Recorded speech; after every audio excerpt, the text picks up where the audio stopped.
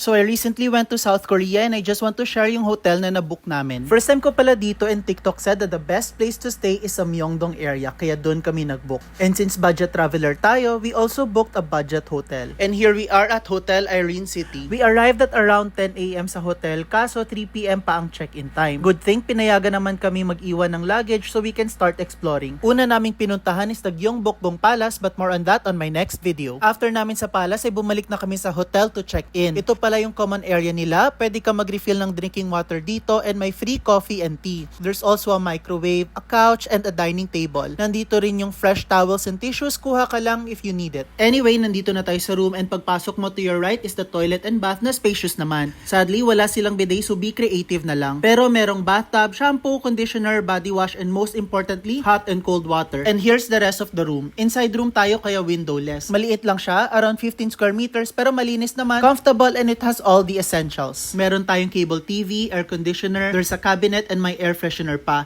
A safe, a mini fridge, meron ding electric kettle and mugs if you want to make coffee or tea, plus Wi-Fi is already included. We stayed here for 5 days and 4 nights for a total of 13,200 pesos or 3,300 pesos per night for 2 people na yan. Mura na considering na during spring tayo bumisita kaya peak season talaga. Although nasa Myeongdong itong hotel, hindi siya super lapit sa Myeongdong food and shopping area. Roughly 20 minutes walk away but Seoul is a very walkable city. And pwede kang mag-bus to and from your hotel. Also, marami din namang kainan and convenience stores around the area. By the way, for your future travels, you can use my code and click the link in my bio to get discounts on Klook. Overall, we had a pleasant stay and would recommend this place to anyone visiting Korea on a budget. We'll be staying in Gangnam District next, so watch out for that. Like and follow for more. Okay, thanks, bye!